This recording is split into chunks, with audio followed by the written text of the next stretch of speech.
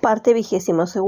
La cristiandad encontrada agitada o revolucionada. Estudios en el libro de los jueces.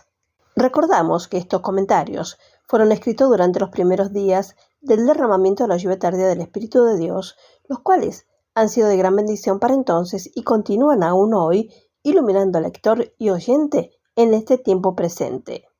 Y ahora la presentamos en su versión podcast para el alimento sustentable de esta generación presente en este sexto día dispensacional, esperando así la venida de nuestro Señor Jesucristo. En la continuidad de nuestro presente estudio del libro de los jueces, seguimos desarrollando los respectivos sucesos del capítulo 6, en donde vemos al juez que Dios levanta luego del reconocimiento del pueblo a la palabra del profeta enviado por Dios. Esto es para su liberación tras la alianza de Moab, Amalek y los madianitas para oprimirlos.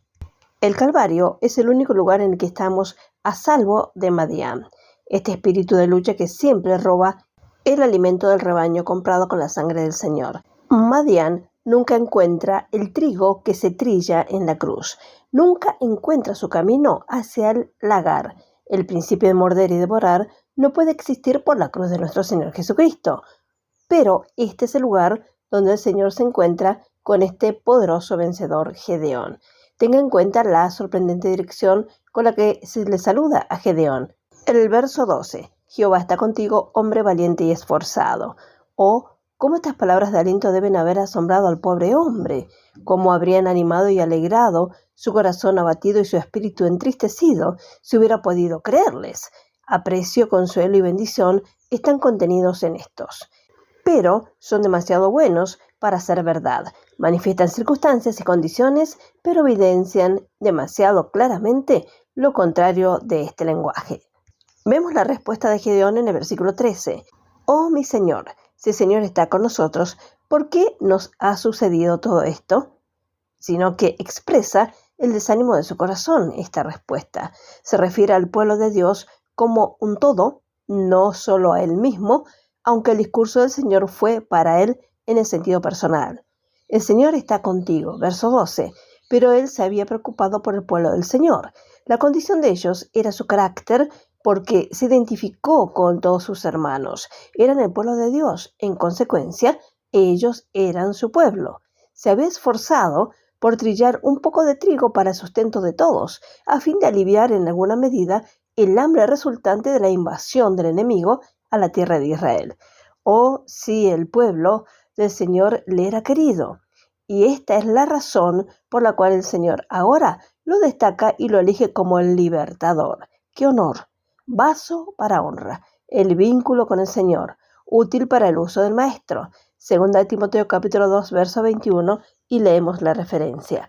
Así que si alguno se limpia de estas cosas, será instrumento para honra, santificado, útil al Señor y dispuesto para toda buena obra. Su pregunta es la evidencia de que había estado mucho con Dios. Había meditado sobre los tratos de Dios con Israel en el pasado y lloró por el contraste con la escena actual de esclavitud y aflicción. La fe, aunque sea con lágrimas, siempre se vuelve hacia el poderoso trato de Dios en el pasado. Nos llena de mucho más consuelo y fortaleza el recordar las obras de Jehová, tus maravillas antiguas, que incluso nuestro propio cántico en la noche, como se ve en el Salmo 77.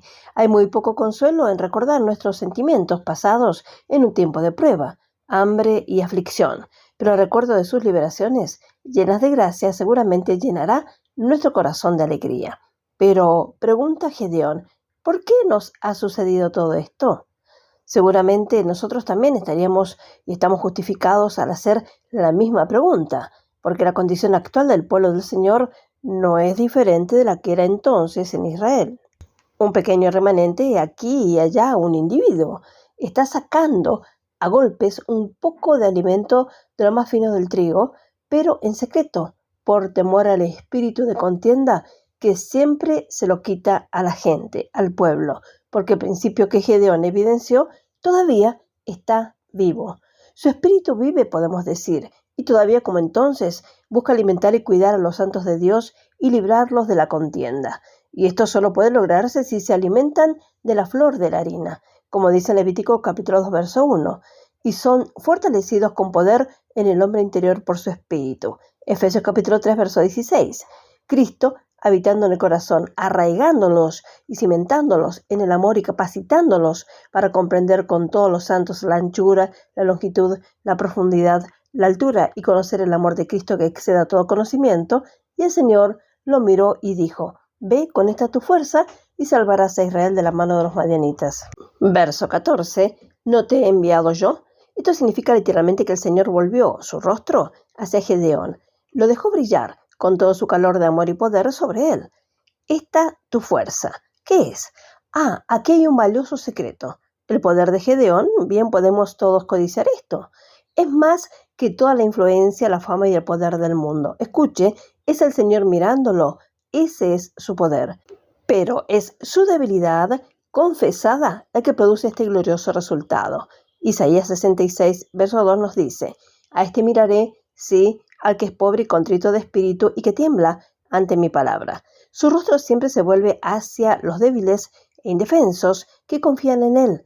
Todavía los envía para liberar y bendecir a otros. Gedeón pensó que el Señor se había olvidado de ser misericordioso, que nunca más los libraría. Su caso era desesperado, hasta que sus propios recursos se agotaron, hasta que, como en el caso de Elías, el arroyo se secó. Primera de Reyes capítulo 17, verso 7. De lo contrario, él no podría ser su poder. Verso 14. Tú salvarás a Israel, le susurró a Gedeón. Está abrumado. ¿Salvó a Israel? Mi familia es pobre en Manasés, y yo el menor de la casa de mi padre, con lo que vemos en el versículo 15. Sí, la familia de Gedeón es toda pobre. Uno de estos olvidadores, los de Manasés, dijo que era menos que el más pequeño de todos los santos. Efesios capítulo 3, verso 8. Pero la pregunta no es sobre la debilidad del yo, sino sobre el poder de Jehová. Es más fácil confesar nuestra pobreza y carencia que nuestras infinitas riquezas en Cristo. A menudo eludimos la responsabilidad por el bálsamo de nuestra conciencia, que somos demasiado bajos, demasiado humildes, y esto no es más que orgullo después de todo. Si hubiera un yo, entonces el Señor tendría su lugar y todo sería fácil. Todo lo puedo en Cristo que me fortalece. Filipenses capítulo 4, verso 13 sería nuestra jactancia triunfante, porque Él ha dicho: yo estaré contigo. Éxodo capítulo 3, verso 12. Toda dificultad será para Él. Todo enemigo se encontrará con su brazo. Su sabiduría planificará y empoderará la campaña. Su gracia nos sostenga, su amor nos abrace hasta el final. Pobre pero feliz Gedeón. Él es la expresión exacta del nivel espiritual de aquellos a quienes Dios está usando hoy para sus obras más poderosas. Creyente pero tímido, cierto pero vacilante. No está completamente seguro de que el Señor pueda significar todas sus poderosas promesas para él, no del todo preparado para recibir todo el torrente de bondad que el Señor anhela derramar sobre él. Sin embargo, sigue en eso que él podría saber más completamente. Él es un personaje muy interesante, así como instructivo, para que observemos y marquemos los tratos de gracia de nuestro Dios, con quien nosotros, igualmente, escogiéndonos y agobiados por la debilidad, tenemos que tratar. Pero Gedeón desea conocer más de cerca a este que le habla tan amablemente, porque su corazón comenzaba a arder dentro de él mientras escuchaba. Debe entretener a este extraño, debe dar, debe ofrecer, como lo hicieron otros dos en su fecha posterior, que caminaron y hablaron con esta misma persona llena de gracia en su viaje a Emaús. Lucas capítulo 24. Pero como todavía incierto en cuanto a la identidad de su huésped, esto no era adoración como un pleno reconocimiento de la presencia divina, sino más bien un esfuerzo por obligar a este maravilloso calentador de corazón a permanecer con él. Verso 18, la versión revisada, y ahora considera la tierna y paciente condescendencia de Jehová. Me detendré hasta que vuelvas. Este seguramente es el mismo que dijo en otro tiempo, manifestando la misma gracia condescendiente: hijitos, ¿tenéis algo de comer? Juan capítulo 21, verso 5. Entonces aquí también, él realmente va a cenar con Gedeón, y el cabrito y las tortas se consumen, pero la manera es conforme al poder de Jehová. Son aceptados, alimentados con el fuego de Dios y luego con este sello final de buena voluntad llena de gracia para el pobre y desconcertado Gedeón. Verso 21, el ángel se apartó de su vista. Gedeón lo conoció entonces como aquellos dos de Emaús, pero ¿por qué no antes? Leemos, sus ojos estaban cerrados para que le conocieran. Lucas capítulo 24, verso 16. ¿Quién cerró los ojos?